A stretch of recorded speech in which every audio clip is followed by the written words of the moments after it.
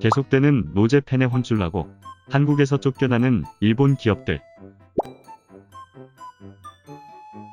일본 제품 불매 운동이 1년 가까이 이어지면서 버티다 못한 일본 기업들이 울며 겨자 먹기로 한국 시장에서 철수하고 있습니다.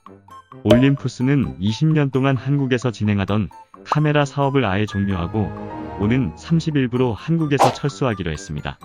데상트의 키즈 브랜드인 영예슬릿은 매장 계약 기간이 남아있음에도 불구하고 오는 9월부터 단독 매장을 전부 철수하겠다고 발표했습니다.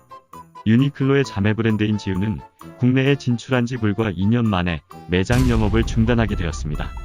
로이스 초콜릿으로 인기를 끌었던 로이즈 컴팩트 역시 불매 운동이 시작되고 나서 불과 반년 후인 지난 3월 한국 사업을 접은 바 있습니다. 심지어 닛산, 인피니티 브랜드를 가진 닛산 자동차 역시 해외 자동차 기업의 한국 지사 중에서는 최초로 한국에서 철수를 선언했습니다. 당시 일본 자동차 업체의 고위 임원들 사이에서는 닛산의 한국 철수 소식을 들은 일본 정부가 이를 강력하게 만류했다는 소문이 돌았다고 합니다. 제대로 된 영업을 하지 못하며 사실상 철수를 앞둔 것이나 마찬가지인 기업들도 있습니다. 모스버거는 영업이 잘 되던 2018년에는 매장이 23곳까지 있었지만 불매운동 이후 전성기 때에 비해 반토막이 나버려 지금은 매장이 10개 남짓밖에 없는 상황입니다.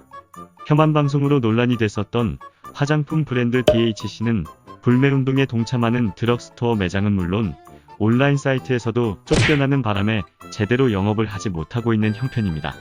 그나마 아직 사업을 중단하지 않고 한국에서 버티고 있는 기업들도 빈 손가락만 빨고 있는 것은 마찬가지입니다. 데상트는 2018년만 하더라도 매출액을 7,270억 원까지 달성했으나 불매운동 이후 지난해 매출액은 전년 대비 15%, 영업이익은 87%나 떨어졌습니다. 이에 한국 스포츠 일류 시장의 중심이나 다름없는 강남대로에서 데상트 매장을 철수할 정도로 상태가 악화되었습니다. 유니클로와 지우를 갖고 있는 FRL 코리아의 지난해 매출은 전년 대비 31%가 감소했으며 영업이익은 적자로 전환되어 손실액이 무려 19억 원에 달합니다. 이런 상황인 탓에 유니클로도 지난 2월부터 5월까지 매장 13곳의 문을 닫을 정도로 상태가 악화되었으며 구조조정까지 고려하고 있는 상황입니다.